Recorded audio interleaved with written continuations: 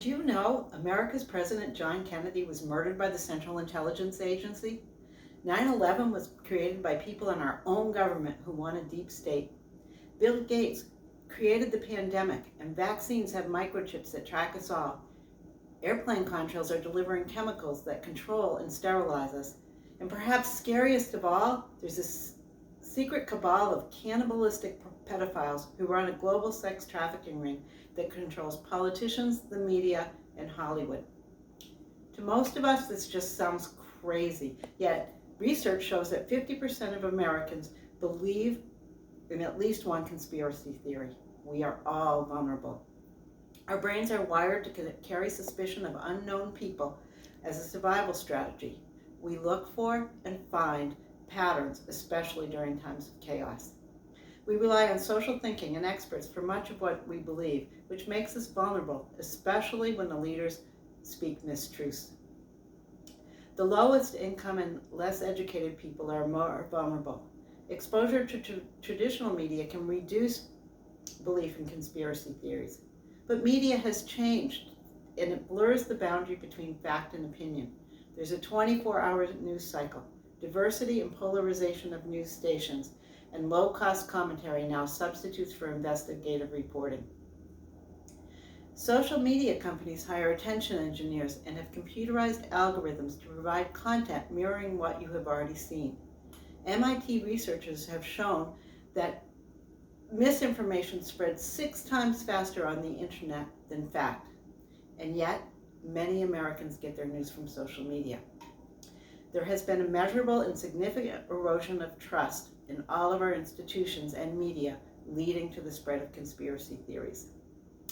In the book, How Propaganda Works, Jason Stanley says social inequity is really the cause. Advantaged groups control the media and politics, but disadvantaged groups buy into the message. So, for example, you might believe America is the land of opportunity, but you personally don't have opportunity, so you're vulnerable to look for an outgroup to blame. So income inequality growth gives conspiracy theories fertile ground. One of the most devastating impacts of conspiracy theories was the fabricated Protocols of the Elders of Zion, a text that described the Jewish domination of the world. As Hitler rose to power, it was taught in German schools and contributed to the genocide of millions. In South Africa, 300,000 deaths have been attributed to the conspiracy theory that AIDS was a hoax to sell expensive drugs. Steve Paddock killed 60 people due to his mistaken belief that the government was trying to take guns from Texans. As if genocide, violence, and death weren't enough, there are other impacts. People looking for social connection can find themselves isolated from family and friends when they believe in conspiracy theories.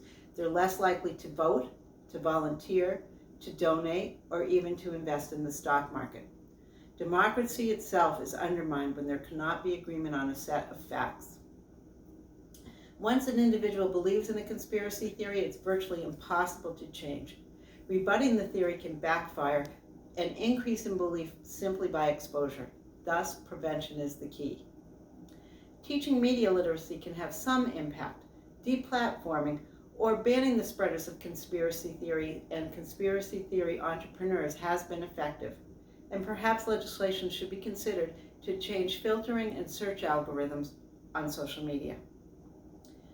Social isolation can lead to belief in conspiracy theory, but those who believe these theories can find themselves isolated from family and friends.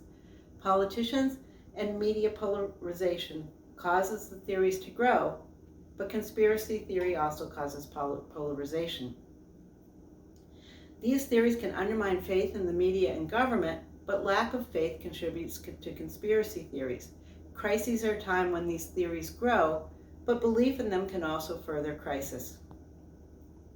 Now, more than ever, we need to rely on fact to control the crisis of climate change and the pandemic. We have to break this vicious and very dangerous cycle. Social equity is the key to do so. To truly prevent conspiracy theory, we need a culture that avoids the humiliation of social inequity and injustice. As a culture, we must value the truth. When dignity is supported through education empowerment through opportunity and voting rights, people are less susceptible. Social equity and the avoiding of humiliation is the true solution to conspiracy theory, and, as the theme of the conference says, provides dignity through solidarity.